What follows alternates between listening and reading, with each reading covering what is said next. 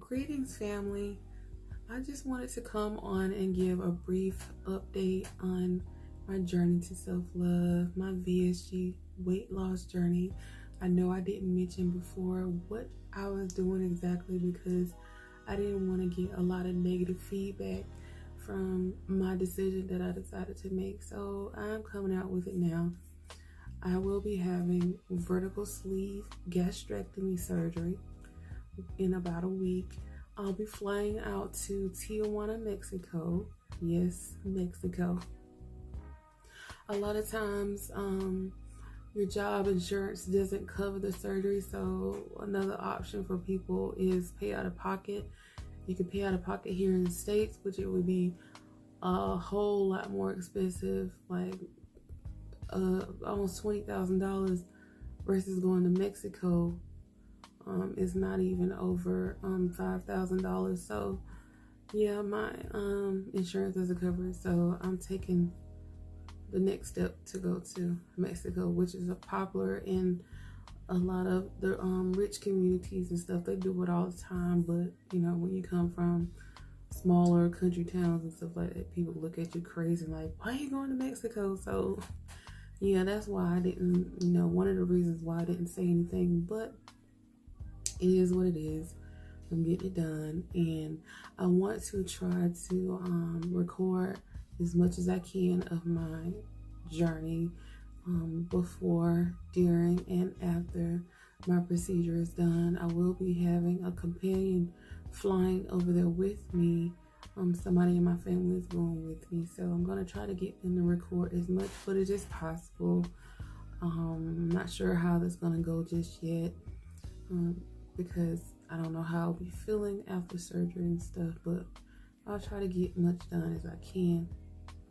Right now, I have been on, I was supposed to be on, let's keep it real, a pre-op diet that they tell you to go on before surgery, so you can, your body mass index can drop down, because they actually charge you extra when your body mass index is higher. So, but I haven't been able to maintain that pre-op diet. I'm gonna tell y'all, food is a serious addiction, y'all.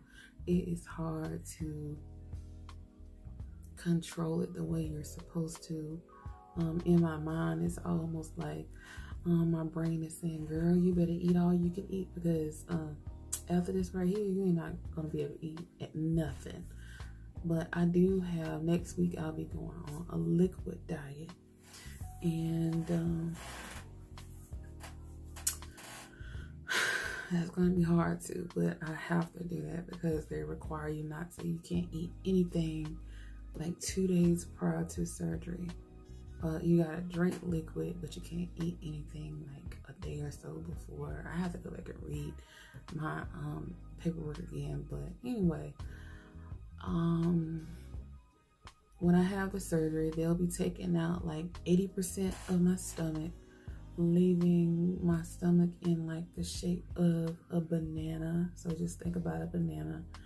I won't be able to consume as much as I used to. So a person that's sitting down eating a regular dinner, and they have 2 or 3 pieces of chicken, I probably won't be able to eat like a whole wing or something like that. I know I have to measure everything, which is good, because then you realize how much, you consume. And a lot of times we live to eat, we don't eat to live. Everything is centered around food all the time. So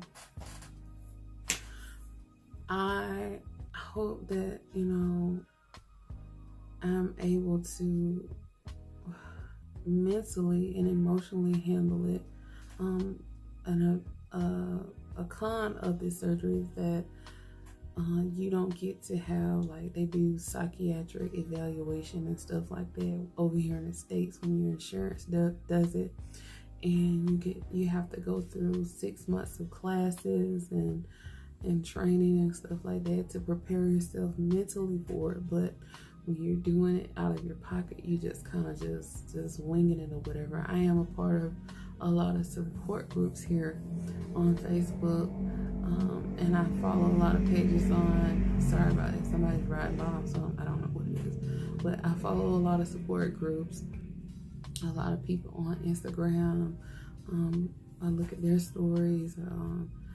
The support groups are very good because you get to see the good and the bad of people's experience, and that's what I want to do. I want to record the good and the bad, not just, you know, the after of the weight loss or whatever. So the first year you lose up to like 75 to 80% of your body weight, and after about a year your body, you know, it readjusts and you're able to consume more food. Sometimes people they don't lose weight because they don't, you know, change their lifestyle. It's a complete lifestyle change. You have to change everything. So I'm looking at this as a second chance to start over and do everything new again. You know, I'll have a brand new stomach, a new body. So I want to be able to eat healthier and to eat the things that I know I should eat. And I want to stay away from starches, pastas, sugar, everything, because that stuff is like, it's crack. It's like it kills you. It's addicting, and we dying left and right, y'all. And I can't do it no more. I'm 36 years old. It's so many things that I want to do, and I gotta get out this fat suit. You know, we dying so young now, and it's not just the old people anymore. As my daddy would say, people dying that never died before. So, you know, it's the young people now, babies. I mean, the babies even coming out fat now. Like, what is that? So, you know, if I could, one day I plan on growing my own food. So that's the best way. The older people, they lived a lot longer, and they benefited from growing their own food. You know what I'm saying? So I'll get there one day. But anyway, I got off subject. But yeah, I do have a Facebook group called Unleash the Goddess, where I talk about self-love, beauty, and spirituality. So in that group, I'll be posting a lot more personal, private pictures and videos that I probably won't post here on my personal page. So if you want to join that group, you're welcome to join it. I'll leave the link down in the caption, in the comments.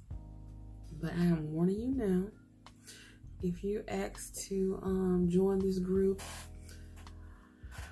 please read the description thoroughly, because as I stated before, that this is my season of being authentic and being my true self and no longer hiding who I am. So in that group, I talk about things that, you know, about spirituality, like where we come from, our motherland, our ancestors, the rituals and the spirituality that they practice.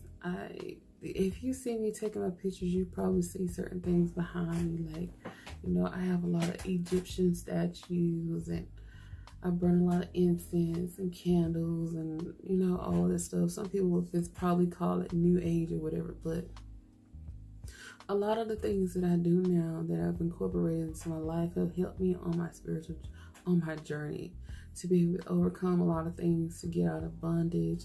A lot of things that they teach you in the church, you know, a lot of people are still in bondage, but I don't know.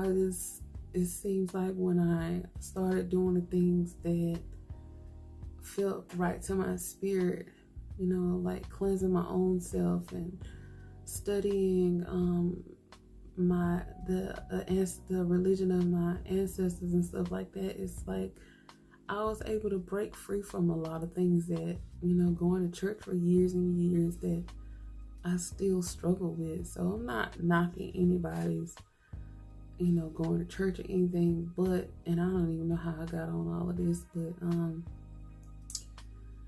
that's what's in the group. I talk about a lot of things pertaining to spirituality. I'm not evil. I'm not demonic. I'm not putting roots on nobody or anything like that. If I do some root work, it's gonna be on my own self. But anyway, another subject, another day. But I'm looking down at my notes. But yeah, I'm doing this overall to operate at my highest potential, to be able to live my life to the fullest, you know. So yeah, like I said, I'm about a week away from surgery. I'll be flying to Tijuana, Mexico, and I will try to record everything. And if you want to join my Unleash the Goddess group, click the link and you'll have to answer a few questions before you join. And once I get that, I'll accept you. And this is a non-judgment, is a judgment-free zone. So if you come in there to preach and to try to convert people to do this and do that, don't even waste your time, because I'm gonna block you and you won't be able to enter back in. That's my space. I do what I want to do in it. Capiche? Yeah. So I'm getting ready to go eat and prepare myself for my liquid diet next week. I'm real nervous. Like, this is really getting real. Like, you know. But my biggest reason for doing this is because of the loss of my mother. In 2011, she had pancreatic cancer, which is a result of, you know, obesity. And I have another family member, my Uncle Duke, that passed away also of pancreatic cancer. And it was a result of, you know, eating like greasy food and just all kind of unhealthy stuff. So they are my motivation. They are my spiritual backup right now. And I want to be able to make my mom happy first and foremost, because she sacrificed her life pretty much and everything to make sure that I had what I needed. So I feel like I owe her a lot, you know, to carry on her legacy of greatness. And I can't do that in a fat suit. I can't speak for nobody else. So I have, like, I feel like I have another person inside of me that's just like, can I come out to play? You know what I'm saying? So she is ready to come out. She is out. She's halfway out. She got half of her body out right now. But my cousin said tonight when I talked to her, don't tell me when you get this new body hunter that you're gonna be all brand new and ain't gonna know who you are. I was like, maybe just a little bit, because I've been like this my whole life, shy and in a shell, and just it's disgusting to me, actually, now that I think about it. But it's just a part of life, a part of my experience that I had to go through on my own journey. We all have our own individual journey of what we have to overcome, our struggles and stuff like that. So I'm just gonna use my story as like I posted this morning, to turn the pain into power. The pain that I've been through, like in relationships, and my sadness of, you know, the depression phases, and just all the different things that I went through in life. I want to be able to share that, because a lot of times when you hold that stuff in like that, it manifests into being overweight and illnesses and cancers and diseases and stuff. So you have to be able to break free from that, or it will kill you, literally. So that's why I said that I'm taking a leap of faith to change my life, to get my health together, so I can be able to, I don't know if I'll be able to have children. Well, I'm not trying to get pregnant, and I'm not even gonna act like, you know, I'm a saint, but if it happens, it happens. I don't plan. Oh God, I'm gonna have to edit this part out. But yeah, I just wanted to come on and give an update about that. So I hope you guys enjoy the rest of your weekend, and I'm gonna try to record a video at least once a week if I can. I really don't know how I'm gonna be feeling after the surgery, so or how much strength and energy I would have. It's actually an outpatient surgery over here in the States. They send you home the same day. Like when I just had my gallbladder removed in February, and they shipped me out the same day. But in Mexico, with this VSG surgery, they keep you for like 5 days to make sure everything is okay with you. They give you like a leak test and just a few other things to make sure you're okay. So when I fly back home, I'll be coming back home, and I'm gonna try to record. So yeah, I'm just rambling on right now. I'm actually waiting on my food to get here from Waiter. Y'all, Waiter, these little apps that they have on our phones now are the devil. You hear me? I spend so much money eating out, and it's only because I don't say I don't like to cook, but it's so much easier when you're you know, you live by yourself, or my man is on the road all the time, so you know, when I'm home by myself, I ain't got time to be cooking and stuff, because I work at night and I sleep all day, and it's just easier for me to just, you know, order something out, because I ain't got time to be cooking right now. I cook when he comes home off the road, but in the meantime, they get all my money. I mean, I ain't even going into that, but I will probably wind up saving a whole lot of money now, because I won't be able to eat out as much. You know, my consumption will go down dramatically. So yeah, yeah, that's about it. So y'all have a good night.